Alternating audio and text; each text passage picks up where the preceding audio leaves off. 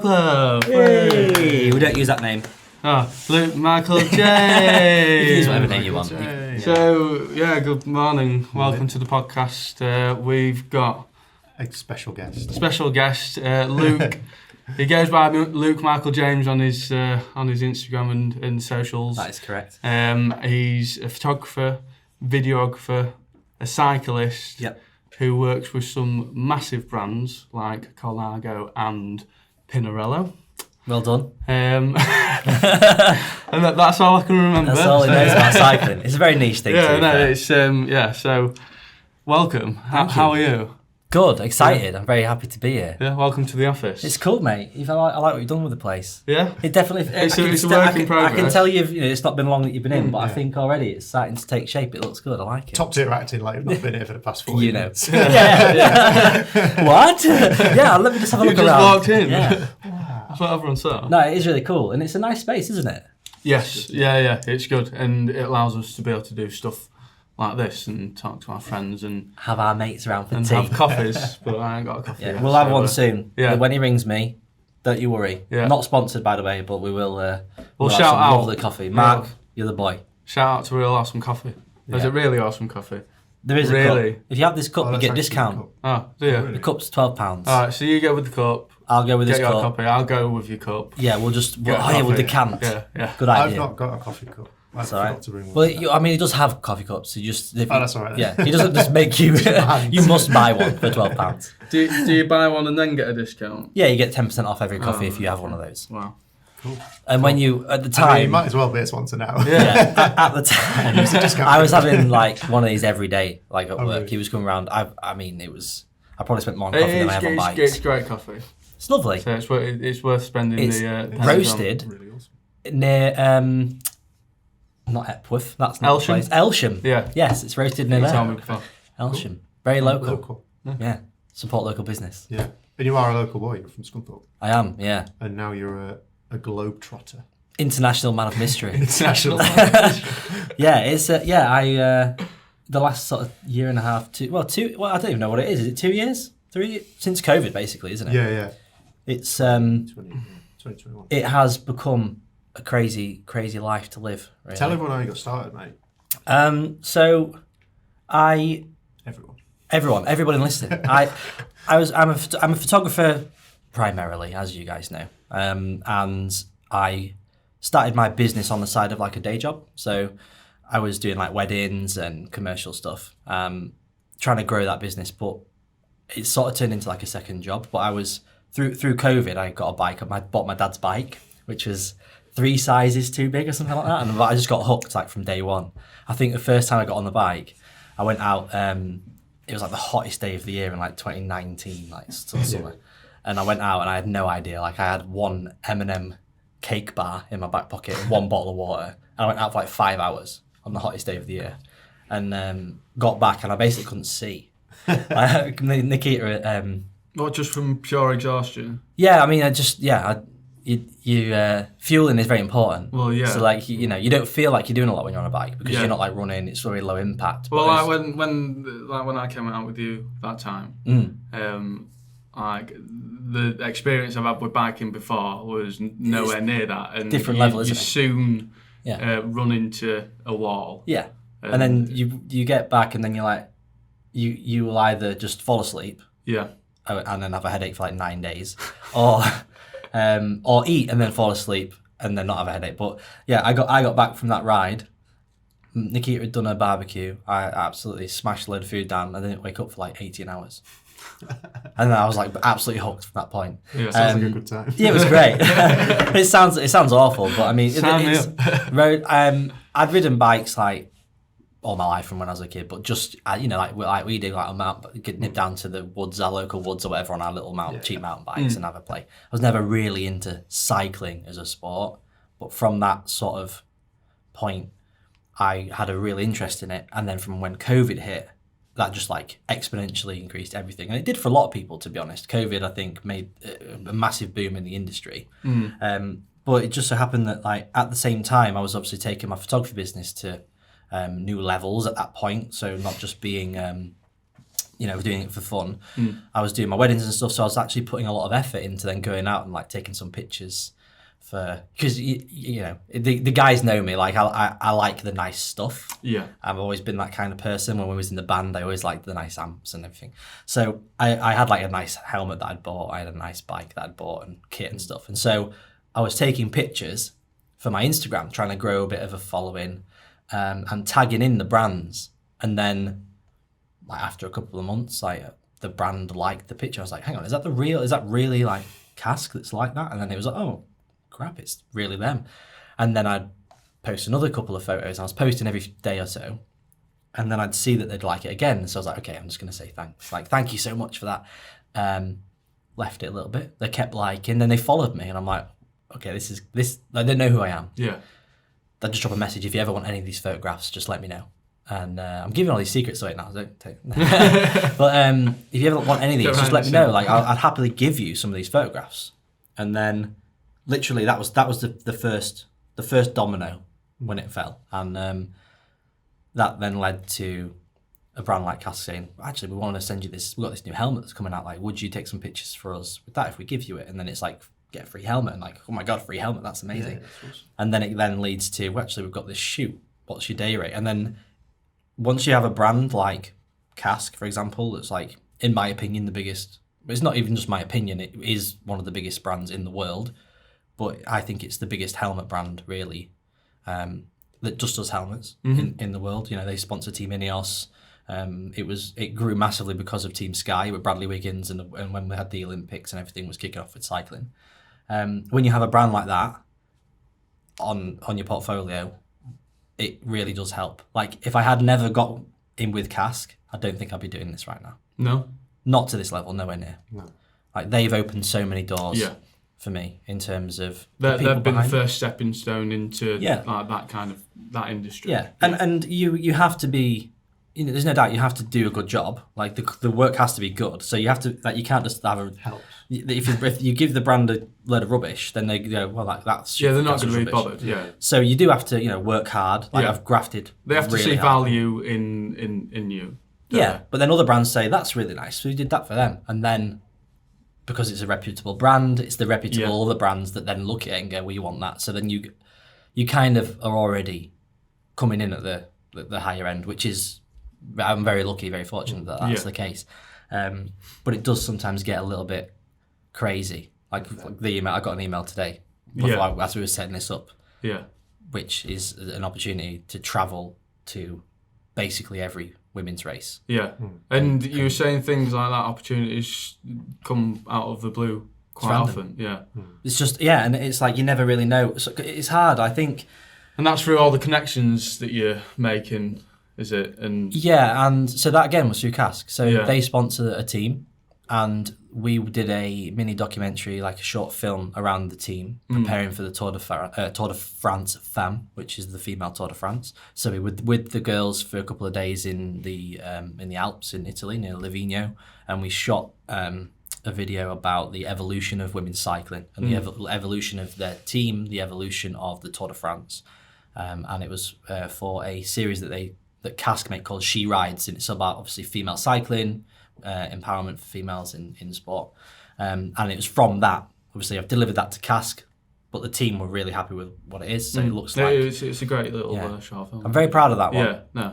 And that again has led to more things. Was that the first of its kind that you did? Like, have you? That's the first. Short kind of doc for style. Me. Yeah. And that's actually now really changing my mindset of how the next year. Of like where you want to go with your filmmaking. For the last year, I've been a hybrid of influencer. I hate that word, but ambassador and social media person. Yeah. Luke Michael James, that's me, and filmmaker like you guys, creating stuff for the other people. So it's a hybrid. So it's social media, it's short reels, it's pictures, it's I can go out and do this shoot in a few hours and get this to you tomorrow, rather than bigger scale productions.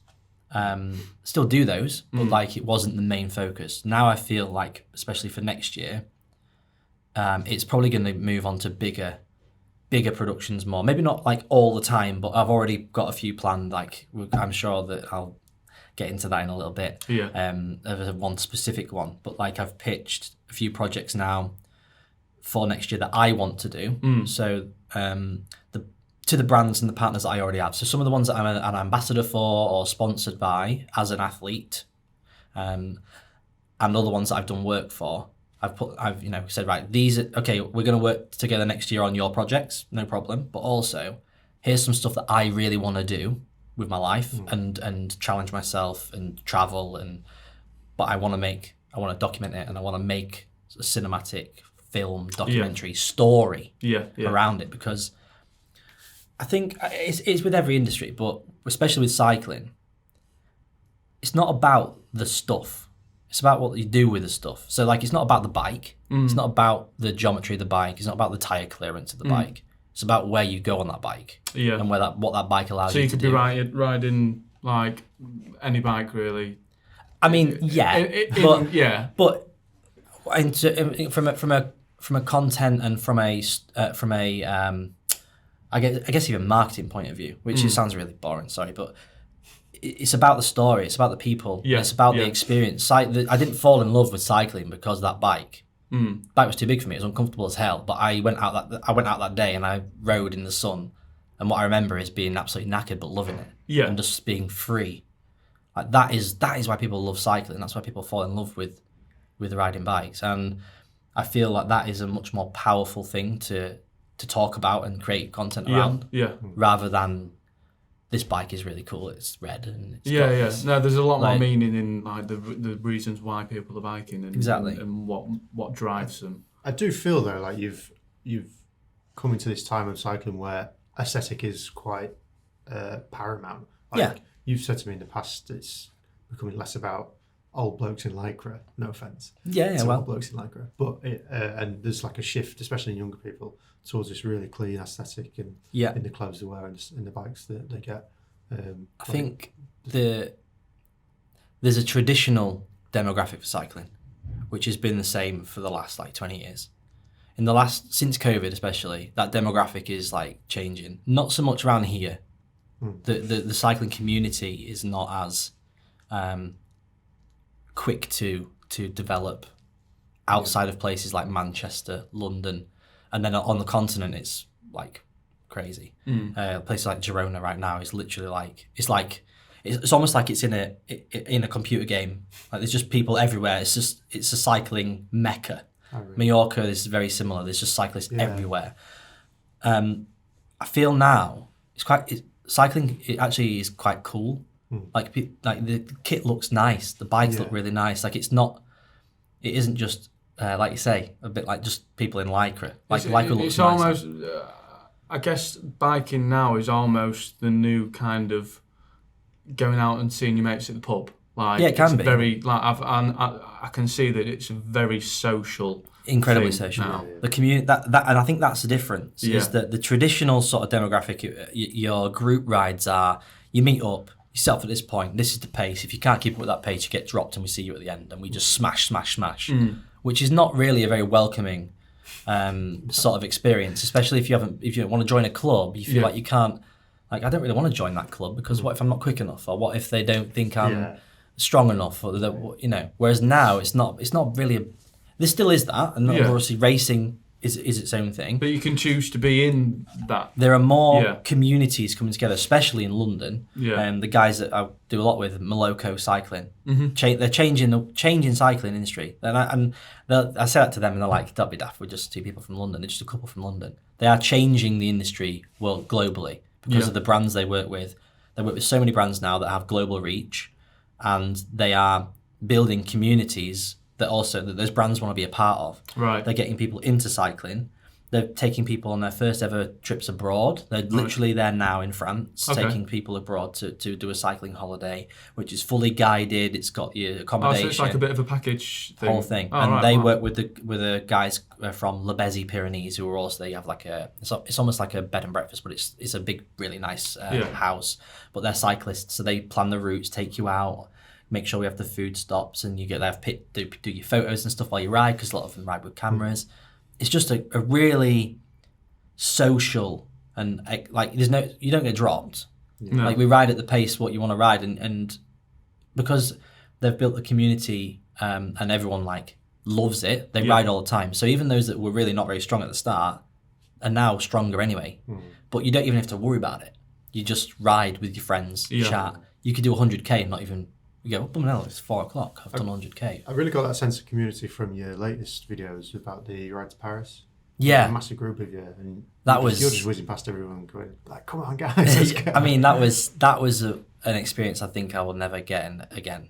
Like especially the thing with the Tour de France at the end. I mean, that is an organised event by Hot Chili, and like they closed. You have motorbikes and stuff like coming past you, closing off the roads as you ride through. So it's like it sounds cheesy because it's what they tagline it, but it is a pro peloton experience for amateur cyclists. So you kind of feel like you're involved in like really big like. Well, it is a big event. It is. It's a bit massive. Like, the fact that the roads are being closed off, like it feels more serious. In the UK, for the first leg, you ride from London down to the ferry to get across at Dover, and the motorbikes, they can't legally shut the roads, but they can calm the traffic. So like on roundabouts, they go on the roundabout and just ride really slow in time for you to come on. In France, they literally are legally told at this point this is coming through, the roads are shut. So the bikes fly past you. All get off and they stop all the cars, and then all the cars are like pipping you, but like going, "Hey, go on!" Yeah, and they're all going. You riding through Paris, and they shut all of you ride through, and all of the middle of Paris is shut. Really? Because all the motorbikes are there, all shutting everything off, and all the cars are going, "Allez, allez, allez!" like it's the Tour de France. That's great. Cool. Yeah, it does help. It's almost kind of part of like their community that like no matter what, like they'll always kind of. It does help that support. You're riding through Paris on the day that the Tour de France is riding through Paris as well. Like they like everyone's buzzing to see that there's a final stage. The Champs-Élysées is like steeped in tradition. It's the most iconic day of cycling in the world, and everyone's kind of expecting and knowing that that's what's happening those next few days. So it does help. Yeah. But especially in a busy city like Paris. That experience was unbelievable. And I got to ride with everyone. So they split it into different groups. So the guys that are really quick and want to be fast, that's the fast group. I was with them the first day. The second day I was with the middle group. Third day I spent the morning with the slower group, but by day 3 they were all knackered, so they were really slow. Yeah. And I was like, I need to get to the front, whatever, in time. Yeah. So I spent the morning with them and then carried on. But it was nice because actually in that group I could actually do my job quite a bit better because I was there to take pictures. I could drop back and then fly back up. And the one thing I loved most about that experience, I didn't actually need this service, but each group has obviously the motorbikes going past, and it also has a support vehicle, a van in the back, at the very back. So if you have a puncture or chain problem or anything, the van is following you. They put your bike in the back of the van. There's a guy in the back of the van with all the tools. They put you in the front. They fix your bike while you then follow on. Oh, so you're still following the pace. Yeah, you're still driving, and the guy in the back of the van is fixing your bike. And then once it's fixed, they just stop, open the door, and put you back in the thing, and you just carry on. That's great. So it's not like you've got a puncture that's going to put you back like 20, 30 minutes. And everything, like they just stick a new wheel in for you, and then they just say, like, at the end of the day, here's your wheel fixed or whatever, and then you ride a different wheel or whatever. But that's great. It was you're very well looked after, and it makes the experience of riding. That's 500 kilometers in 3 days, with 5,000 meters of climbing, which is a lot. Mad. In 3 days, that's a lot. Yeah. For someone who is a amateur cyclist. Yeah. There's a lot of different levels there, and it didn't feel like hard work at all. So after the 3 days, was you knackered? Oh no. Felt fresh. I could have gone again, and I wasn't expecting that at all. But on the 4th day, that's when we rode the Champs-Élysées circuit. So that will literally, I don't think we'll ever do that again. No. Because next year the Olympics is on. Right. Yeah. So they don't actually end next year in the Tour de France. The final stage isn't there; it's in Nice instead. Right. So it's going to be different next year. And then the year after that, Hot Chili aren't doing any closed roads anymore. All right. It's to next year is the last year that they're going to do all the closed roads. So it's a good job you did it while you can then. Yeah, very lucky. Yeah. And That's awesome. Great I think it's so impressive to see kind of like how you've come up into this world and starting, like you say, just taking pictures of like a starter bike and building it up. What point did you get to where you thought, oh, this I can do this as a career? It's weird as you say that. There's one point that sticks in my head which I never even thought about until you've just asked, and it was the day I got told at my job that this is just what happened, but it's not actually. This is what the situation was, but it wasn't what happened. Right. I got told at my job that I needed to focus more on my work because I was having success outside of work with what I was doing, and they thought basically that I was spending my work time doing my social media. That sounds familiar. Yeah. So they were like, "Well, look, you need to take your focus less on that." And I was like, "I'll do what I want at my own time. You can't." Yeah. And that's when I was like, "Well, if my work is thinking that clearly they must be thinking that I'm doing really well." Yeah. Social media is translucent. It's not always clear. It might look like I'm doing really well, and actually I've got 30 quid in the bank. But, yeah. Because the thing is, you can put up whatever pictures you want. So. But that, if you'd have asked me that yesterday, I wouldn't have thought of that. I don't think. All right. Just in that moment when you said it, I was like, actually, that's probably the point where I thought, no, okay, this is possible. That I went through. So I don't want to get too deep. Because I don't want to get dark or anything. I'll dim the lights. But there was a key point in my life that that led to me deciding. So it wasn't just like it didn't just happen randomly. At that point in my career, whatever, in normal job, after my boss had said that. It sort of put me in a different mindset, and I was continuing to work because I was like, I can't quit my job because I'm not earning any money. I'm getting some free stuff and I've got some good like opportunities, but I'm not earning money and I can't really afford to do it. But actually, it kind of put me in a bit of a downward spiral, like mentally, and I had a bit of a breakdown at work. I had a review where they'd essentially told me that I wasn't doing what I'm meant to be doing, but then. I won't get into the details of it. Like in my opinion, it wasn't clear. I must make it clear. This it isn't a big company. It's a very small company, and not really their fault. They don't have the experience. The people who were running it didn't have the experience and knowledge about how to support their staff and give them the right training.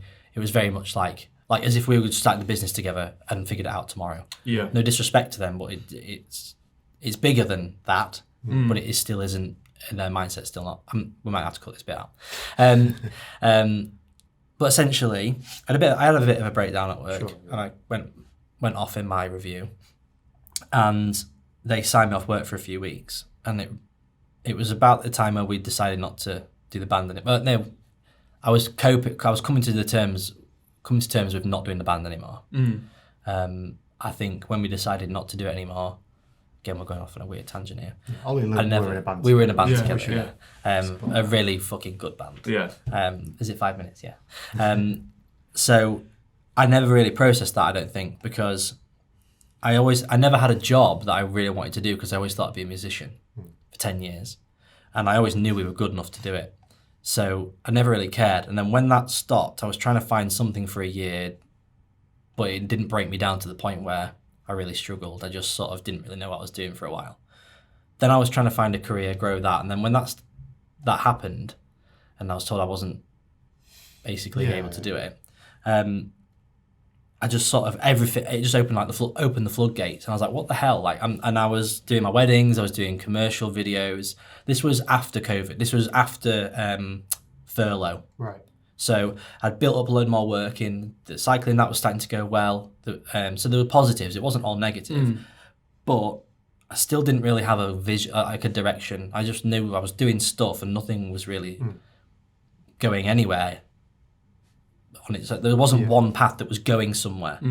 And then when I was off work, I said, right, well, I'm now feeling that my photography and my passion is actually a second job. I hate my first job. and I'm being told I'm crap at it anyway. But I've not got I was the head of marketing. I didn't know anything about marketing. I was just a photographer. But because it was a small company, they were like, oh, head of marketing, he takes pictures, head of marketing. And then it's like, oh, so why haven't we brought in this sale? And I'm like, hang on, it's nothing to do with, I'm a photographer. So anyway, I'll stop ranting about it. So in that 2 weeks, I literally was like, I am going to now stop doing any work that isn't to do with cycling outside of work.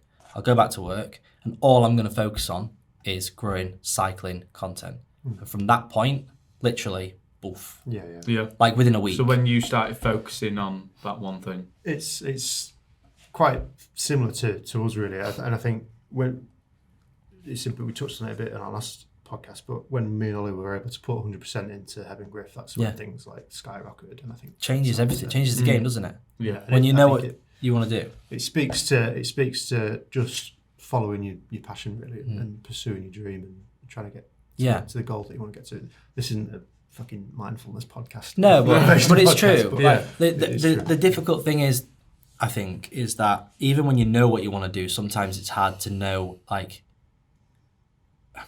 what you need to do within that to then make it happen. Yeah. It's very easy. Like with music, we knew what we wanted to do. It's just how to do it. Yeah. So it's not as, it sounds very simple when people sit here and say, yeah, follow your dream and do that. You should. Yeah. But there's so many layers to everything. And like I say, I wanted to be a photographer and not have a day job. And I was doing it for 4 years, but I was miserably unhappy regardless. But it wasn't until I decided to make that very one specific thing that I just the year before I had started to enjoy cycling and seen that. And I was doing it for like a year before I even realised to put 2 and 2 together. And then when I put 2 and 2 together, that was the thing I needed. It might not have been. I might have put those together, it didn't work. Yeah. And I think that is why it's very difficult sometimes when you listen to things like this, or you're going through a similar thing, you don't know what it's going to be, but you just need to have the ability in your head to push through the hurdles and the walls. You need to be able to carry on going. Yeah. Because eventually having that understanding, the things, it's not going to be a straight line. Yeah. The whole way, is it? But you have to keep moving forward. Yeah. And you have to keep trying things, and you have to be open-minded and not let it overwhelm you. And when you do let it over, and if it does overwhelm you, you need to have the strength to then come back. Yeah. Which is hard. It's very hard. I think we're quite similar in the way that, you know, I'm quite an emotional person, and I've got ideas like you. I think at about 100 miles an hour. Sometimes it's hard to collate everything. I have to really write things down to make sense of a lot of things. Luckily, I've had Ollie to be like, that shit, and it helps to corral me and my brain. Yeah. But obviously, you've not had a business partner, so what's it been like trying to manage it all by yourself? I haven't had a business partner, but I have had a because I'm on my own, I have had a partner through it, my wife. Yeah. And that hopefully I think it is going to become, she will be a business partner. But I think the difficult thing is I think I'm quite hard to live with, because of how my head works. Like I'm just 9 ideas at the same time, and if I can't do one, I get really frustrated if I have to wait to do it because I've committed to it, or it's just like gone out my head. So like it's just move on. Like I'm very spontaneous, and but if that's sometimes where my best stuff happens. If I come up with an idea, I can just deliver it, and it's like, oh, that was really cool, and then. So there's always opportunities and things coming up, and I'm always then reaching out. I'm quite communicative. Like I will, if I've got an idea, I'm like, right, I want to do this. Are you interested? And now I've built up a bit of a network. It's easier. So, but come back to your point, I do think that although I've had Nikita and she's very supportive and she's very intelligent, she knows what's right for me. Really, I do think that I've not made it easy. So firstly, sometimes it's hard for her to then say, right, okay, like do this, do that, because sometimes I just won't listen. And I'm like, no, I've got this in my head, and just because of my relentlessness in my head, I don't then, I am on my own. But sometimes that's good, sometimes that's not good. Like yesterday I had shitstorm of a day in my head, like just terrible. Couldn't get anything done. I had 9 things I couldn't stop thinking about, and I'm like, where do I start? I know I need to do this, but I just couldn't clear my head enough to focus on it. And then I'm like, right, so I've got to do that. And so I did like tiny bits of 6 things, and it's not a good way to work. But also, as I've got a bit older, I've learned that also it's not always good to force yourself out of, like, some days you just have a bad day, and that's actually all right, as long as you understand and don't lose sight of what you have to do and what your goals are. I think allowing yourself to be not perfect is okay sometimes. It is. So I just try and find that balance, and it is hard, but when you take the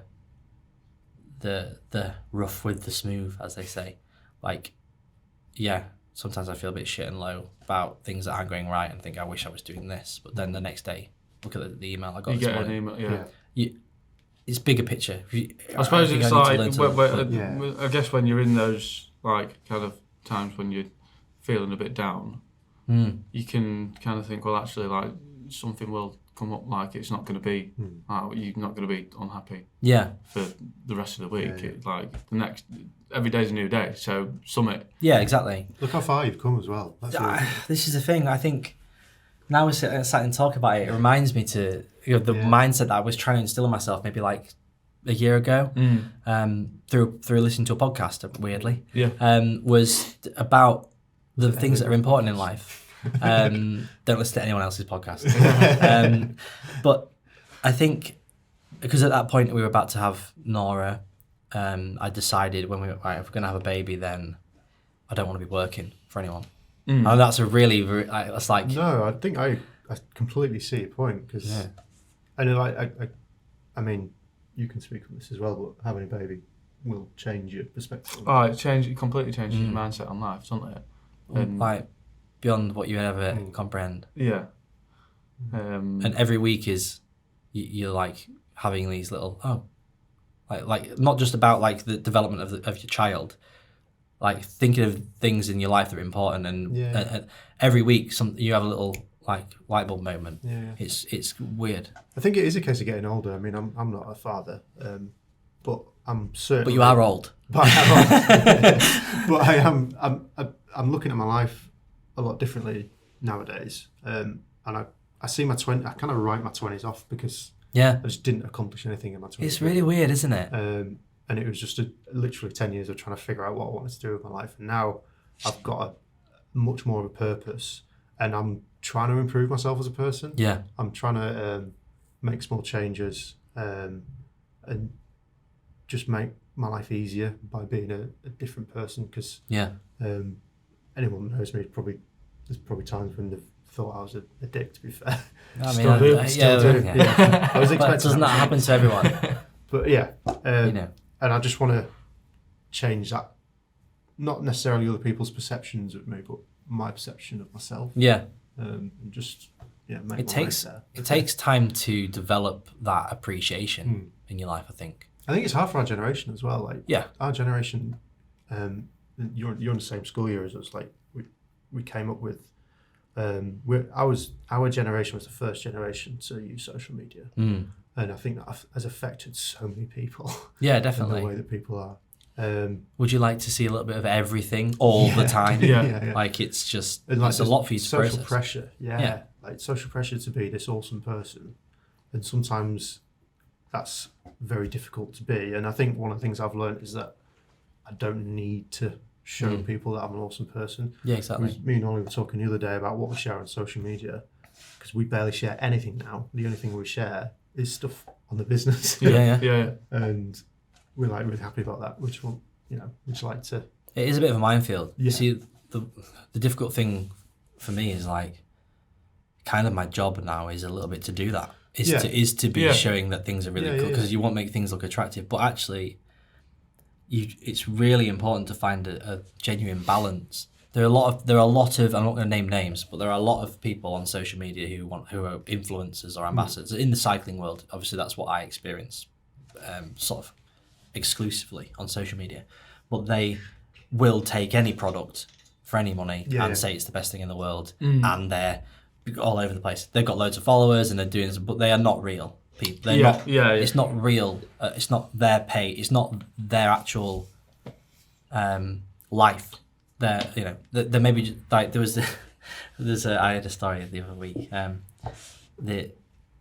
particular cycling influencer basically shot a whole month's worth of content in one afternoon with different kits riding up the same road, and then she was then posting every week, or whatever, a few days, whatever, saying, "Oh, just come back in from this ride," and it was just that she'd.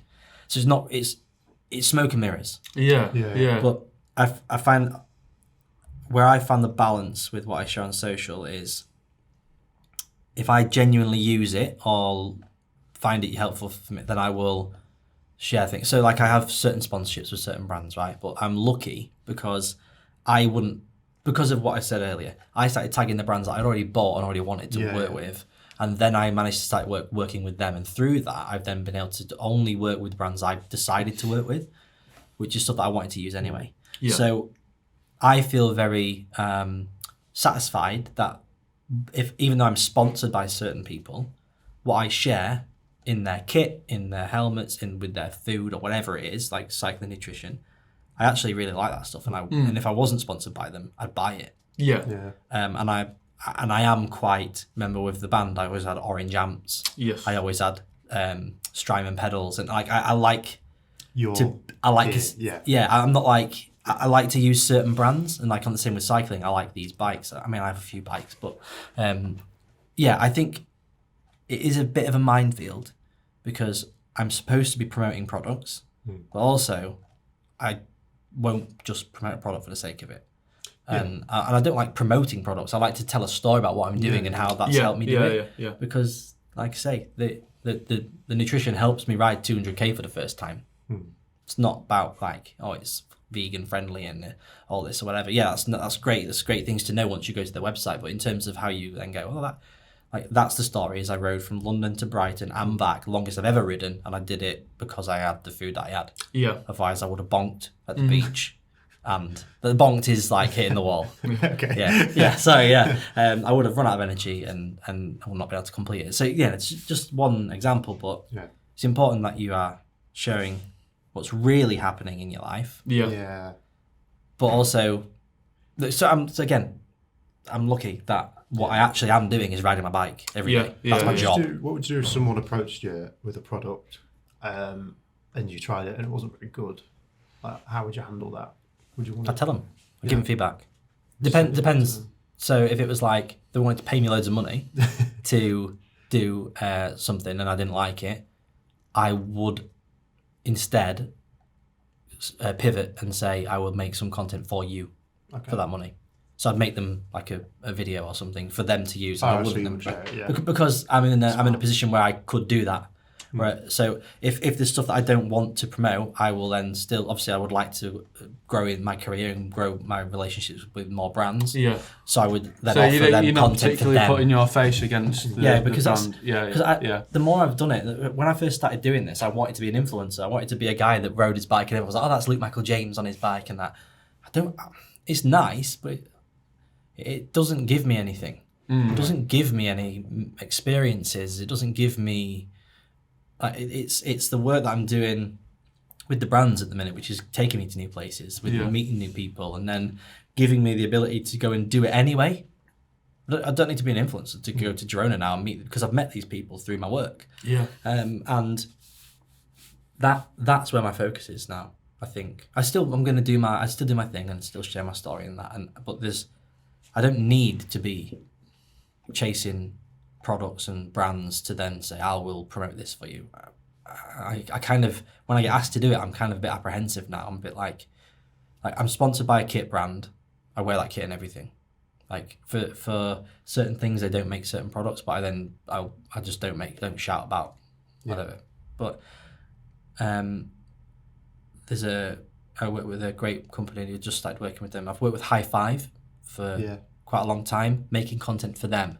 I love some of their products. Some of the products I'm not keen on, but I always use just the products I loved. I always used them. So I did share on my own socials, but I didn't like have an obligation to do so. No. Now I've just started working with another company called Velo Forte, which is a competitor. I'm not making content for them, but they want me to share on my socials. But I love every single product. Right. Like, I love the taste of every bar. Yeah. So I do use it, so the priorities are different. I still want to work with High Five and make content for them because I like making stuff for them. But also for Velo Forte, it's a different type of work. It's to really use their stuff and to go and do cool stuff on bikes while using their products, which I really love. So it's if those two completely separate things were trying to be merged into one, I'd be uncomfortable and I wouldn't want to be doing it. But it's just the right stuff in the right places, basically. Tell us what you got coming up, mate. You got some pretty exciting projects. This podcast is already very long. Yeah. So you've got you were talking to me about you're doing the half Ironman. Yeah. Aren't you? That's coming up. I don't know why I've decided to do it. I think that. I mean, you got one part that's smashed, right? Two. I should have two parts of it nailed already.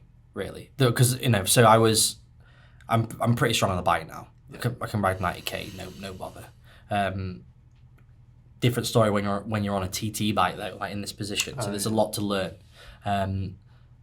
Before I was cycling, I was a pretty good runner. I can run a half marathon in an hour and a half. So I'm not bad. It's not going to be an hour and a half after a 90k bike ride and a 1.2 mile swim. But the swimming is where I'm really, pardon the pun, out of my depth. I knew that was coming. I am essentially, this thing, I don't really, the biggest question is why? Why do it now? Like in my life, like why I'm 32 years old, just had a kid, and I don't know, I just feel like the way things are going, I want to challenge myself. It comes back to what I was saying earlier, like there are things that I want to do this next year that give me experiences, give me memories, and make me feel like I've achieved something. I've never really raced competitively, and let's be honest, I'm not going to be at the front. Like the goal with this is really to finish. But when I say that, I'm like, nah, it's not. It's to finish proud of the time I've done for myself. So I know where my benchmark is for cycling. I know where my benchmark is for running. The swimming is an unknown, but once with the training I've got 9 months to get ready. Yeah. And if I know that the majority of the training needs to be in swimming, and I can handle the training for the other two, no problem. I think I'm in a pretty strong place to be able to say, right, I think probably between 5 and 6 hours is achievable, and then set myself a goal to then feel proud that I've done it, but not have to win. Because I'm not gonna. But I feel like, I'm at this time in my life where, this is coffee. This is not coffee. Sorry. This is the important bit I needed to film. I thought he was outside. I feel like I'm just at this point in my life where, to your point, I spent the 20s figuring out what I want to do. Yeah. And I now have a bit more of an appreciation for life. And I want to have these achievements is maybe the right word. I don't know. Yeah. The memories, like it's an experience. I love this world that I'm now in. And I just want to make the most of it before I'm, old and slow and can't. Like, I've never been an athlete. Like, I'm not going to be a professional athlete, but after I've done this, I will be an athlete. Like, it kind of was spurred on a little bit by losing quite a bit of weight. Like, since the trips to London to Paris, like, I rode a lot and I lost like 9 kilos, which is, I'm only little, but like I was carrying unnecessary weight, and the curve of improvement has been unbelievable in terms of my strength on the bike, how I feel. Like, I can put out nearly twice as much effort and not feel as tired as what I did. So and That feels good. I like to feel fit and active. And I like a challenge. So why not do something really stupid like, it's a 1.9 kilometre swim in the ocean with however many 100 other people smacking you in the face as you swim. So there are levels. There are levels to the training. I'm going to film the entire thing and tell the story of the next 9 months, because there are so many points. There's so many like I say, there's levels to it. There's getting in the pool for the first time and swimming more than one length, which I've never done, because actually, this is going to make it sound even more crazy.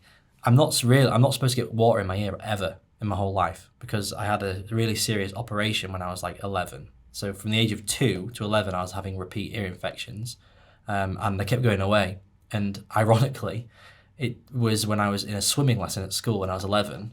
You know when they put like the ring with the weight underneath and you have to go down and go under? And I wasn't very strong. So I was like trying to get under. It's taking me ages and ages, and I was holding my breath and I started to panic. I finally got under, but my eardrum burst. And that was when they realised that the infection was behind the eardrum, and that's why they couldn't see it. Right. And it was going into my brain. So they had to do what was called a mastoidectomy, and they take your ear off, cut out like a crescent moon out of your skull, and then they have to go in behind and take it all out. But then that crescent moon, it's basically like bone conduction. So now like it gives me flexibility in the back of my head to be able to hear better, because all the bones that were in, like the anvil and whatever they call the stirrup and all that stuff, they're all gone. Like I don't have those in my ear.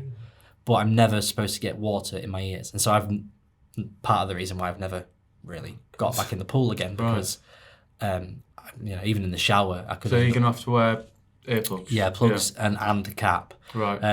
But like that is another challenge. Like I'm gonna have to spend a lot of time in the water in the next 9 months, and I don't want to cause a problem with that, because like that was really serious. I could have died. So it's like again, that's a bit worrying for me for training. Yeah. So there's careful with that. Getting into the water for the first time for that, and that's why I'd never swum more than length, because of what that happened when I was 11 in swimming lessons, and I've never got back in the pool really properly to swim. On holiday and stuff. Yeah.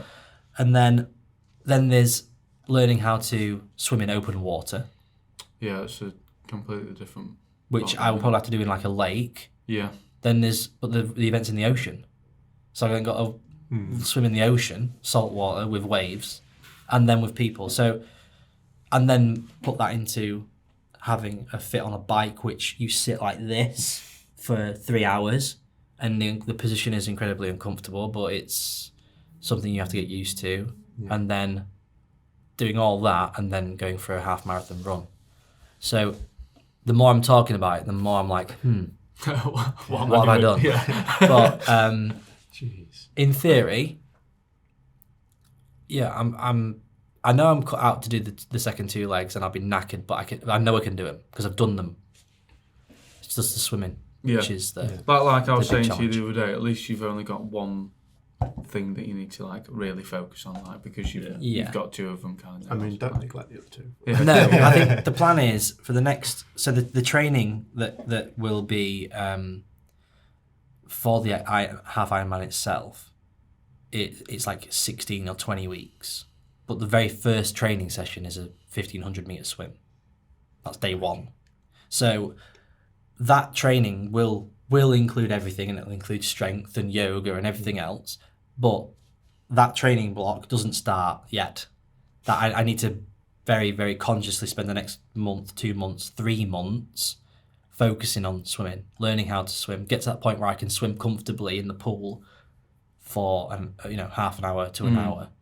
And then like breathing techniques, I don't even know how to do that. It's a lot. There's a lot to learn. Then once I've got to that point, then I can start actually training for the event itself. So I can't neglect the running and the cycling. Plus, I've still got to do my job, which is riding bikes and taking pictures. So there's still a lot happening. So it's a lot, but that's why it's a challenge, right? Yeah, that's why it's a challenge. So, well, we'll have to have you back in after. Yeah, I'll be ripped. Yeah, I'll swim in. Chat about it.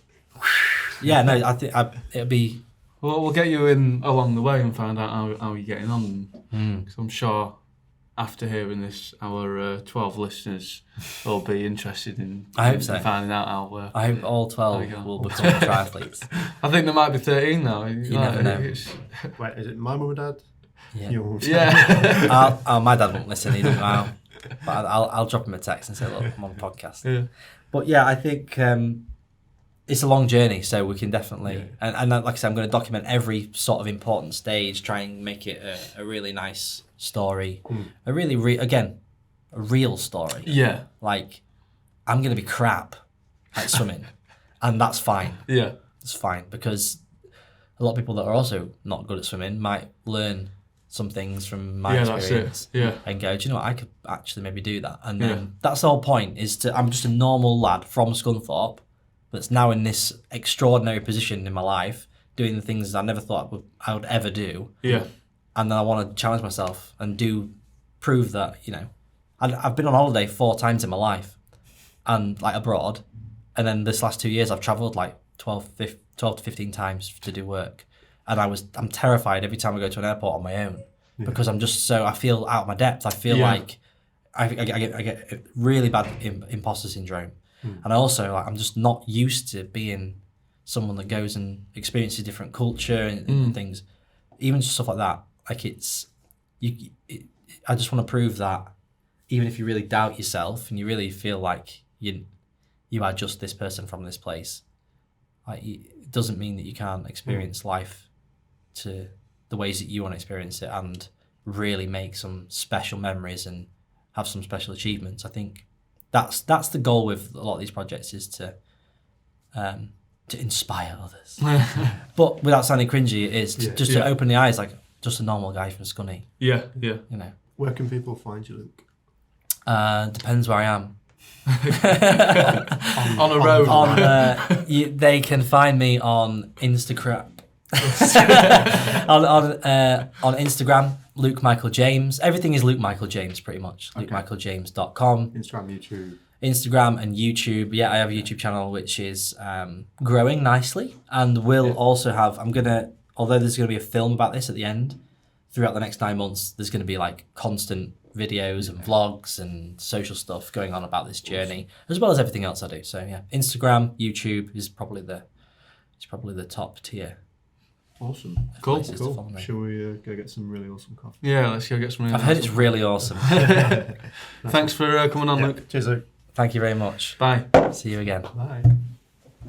Nice. Sorry it was so long. No, I quite like long. No, yeah, it's fine.